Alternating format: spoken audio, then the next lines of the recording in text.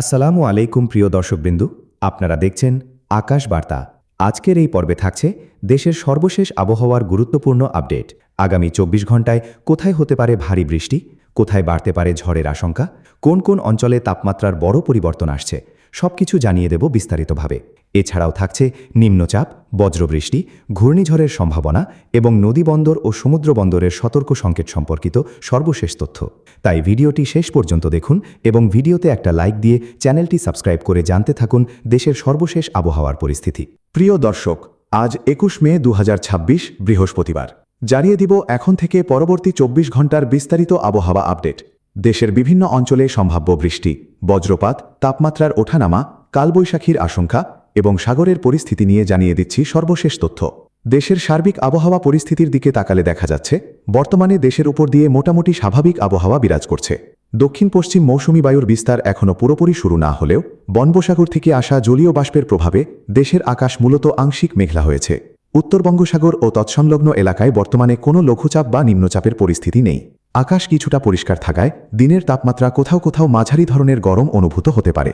তবে বিকেলের দিকে বেশ কিছু এলাকায় দমকা হাওয়া সহ বৃষ্টির সম্ভাবনা রয়েছে।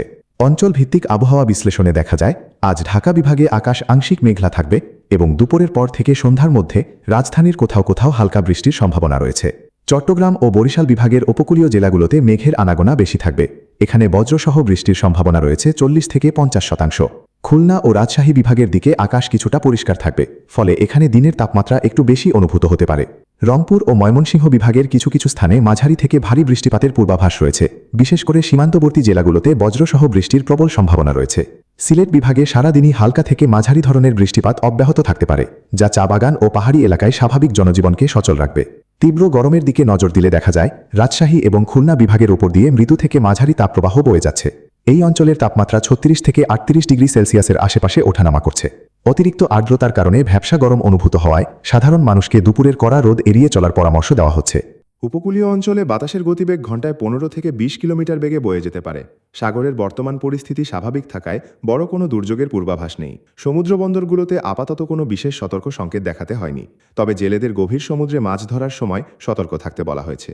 তাপমাত্রা ও আর্দ্রতার কথা বললে বাতাসে জলীয় বাষ্পের পরিমাণ বেশি থাকায় ভ্যাপসা গরম অনুভূত হচ্ছে এবং আর্দ্রতার হার গড়ে ৭০ থেকে ৮০% মধ্যে রয়েছে। কৃষকদের জন্য বিশেষ পরামর্শ হল, এখন ধান আগা ঘরা মৌসুম চলছে।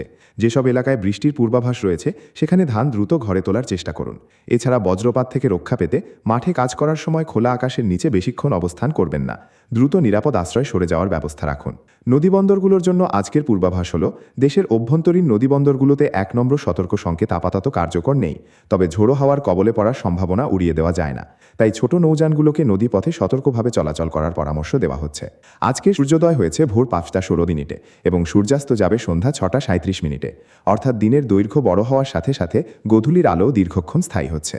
সব মিলিয়ে আজকের আবহাওয়া সারাংশ হল, দেশ জুড়ে একটি মিশ্র আবহাওয়ার প্রভাব দেখা যাচ্ছে। কোথাও প্রচণ্ড ভ্যাপসা গরম, আবার কোথাও কালবৈশাখীর সাথে বজ্রসহ বৃষ্টির সম্ভাবনা। আবহাওয়া দপ্তরের সর্বশেষ বুলেটিন অনুযায়ী বড় কোনো ঘূর্ণিঝড় বা প্রাকৃতিক দুর্যোগের আশঙ্কা এই মুহূর্তে নেই, তবে প্রাকৃতিক পরিবর্তনের কারণে বজ্রপাত ও দমকা হওয়ার সময়টাতে যথেষ্ট সচেতন থাকা জরুরি।